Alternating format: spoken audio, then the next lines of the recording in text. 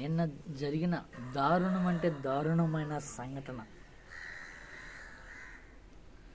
రషీద్ అనే వైసీపీ కార్యకర్తని, జిలానీ అనే టీడీపీ కార్యకర్త అతి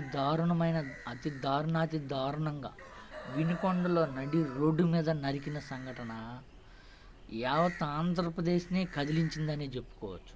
ఆంధ్రప్రదేశ్నే కాదు, దేశవ్యాప్తంగా సంచలనం సృష్టించిన మర్డర్ అని చెప్పుకోవాలి. ఎందుకంటే నడి రోడ్డు మీద ఇంత దారుణంగా ఆంధ్రప్రదేశ్లో ఇట్లాంటి సంఘటన ఇప్పటివరకు జరిగి ఉండదు నాకు తెలిసి. ఇంత దారుణంగా నడి రోడ్డు మీద అది ఒక చెయ్యి తెగిపోయి పక్కకు పడ్డా కానీ మళ్ళీ తల మీద మళ్ళీ నరికి చంపారంటే ఎంత కసిగా నరికారంటే ఎంత దారుణమో చూడు. అయితే దీనికి మొత్తానికైతే జగన్మోహన్ రెడ్డి గారు స్పందించాడు. రేపు ఏదైతే వినుకొండలో రషీద్ అంత్యక్రియలకి జగన్మోహన్ రెడ్డి గారు రేపు హాజరవుతారని సమాచారం. మొత్తానికైతే వైసీపీ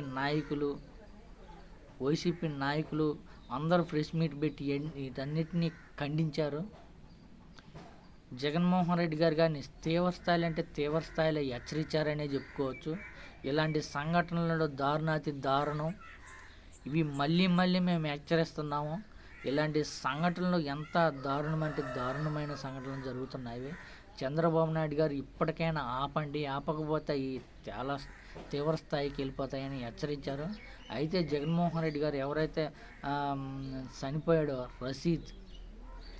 రషీద్ కుటుంబానికి అండగా ఉంటాము. ఏ ఇబ్బంది వచ్చినా వైసీపీ పార్టీ అండగా ఉంటుంది.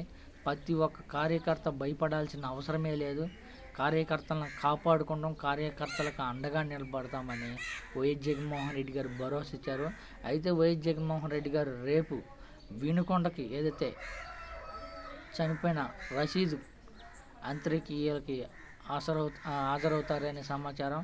మరి ఏదైనా సరే దారుణం అనేది చెప్పుకోవచ్చు. ఇలాంటి సంఘటనలు అతి దారుణం అనేది కాదు, అతి దారుణం అనేది చెప్పవచ్చు.